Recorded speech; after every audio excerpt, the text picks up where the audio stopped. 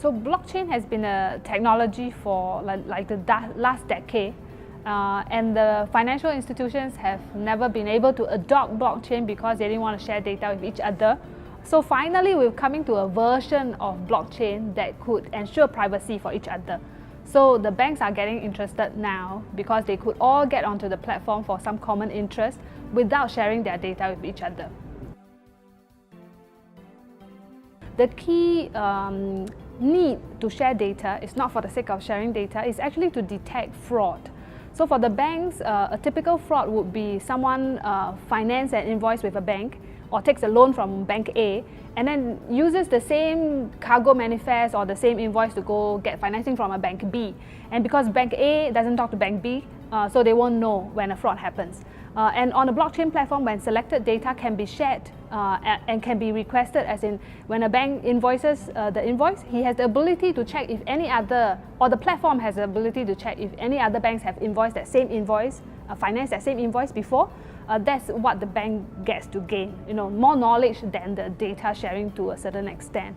Yeah, so primarily it's for fraud detection would be the key benefit from the blockchain platform. Trade finance platform has been a concept for the longest time for banks to share selected data with each other to detect fraud. And because banks are not willing to share data, at one point blockchain could allow limited data to be shared. But even limited data to be shared was uncomfortable for people. Yeah. And therefore, because of this, it's never been successful.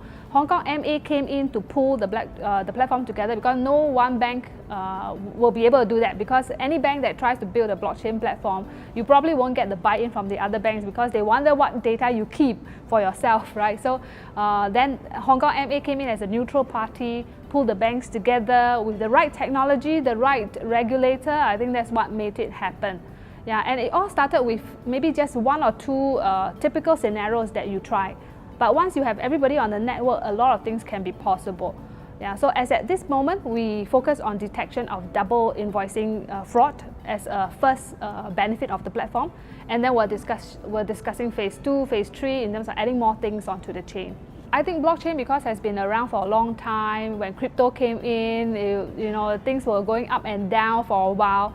Now, for trade finance specifically, trade finance and supply chain finance in blockchain is where we see a very clear value proposition for the banks, and we're seeing the adoption going up very fast. So we started work on the Hong Kong trade finance platform last year. It took us 6 months. We started in March. It took us 6 months to go live. So in September 2018, the platform went live with the first 7 banks in Hong Kong. Now we're into phase 2 and there are 13 banks. So the adoption is that fast. Within a span of from going live to now, which is only 4 months, 3 months or 4 months, yeah, we've added another 6 banks. I think the technology itself is not so much of a hurdle. Banks are starting to realize how important technology is, right? So financial institutions want to become technology company and have a tendency to be more open to technology. I think what is probably more difficult and require more focus is the process, is the business process, the stakeholder requirements, getting everybody to agree on things, that takes time. So I would think one mistake would be maybe when a bank wants to adopt technology, they may have underestimated the change management of processes and people within their company, and that probably is one common mistake that more focus can be put on. I'm very happy that the technology has proven its value proposition after so many years. And to a certain extent, we don't have to use blockchain for the sake of using it.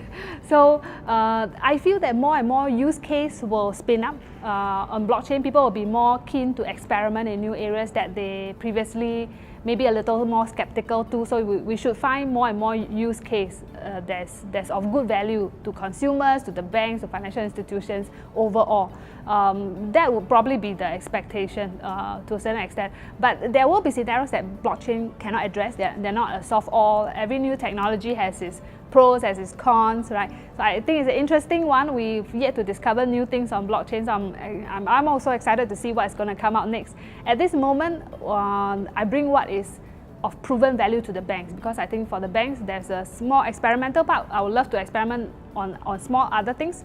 I would like to really prove the value of what they're using today, which is on trade finance and supply chain finance.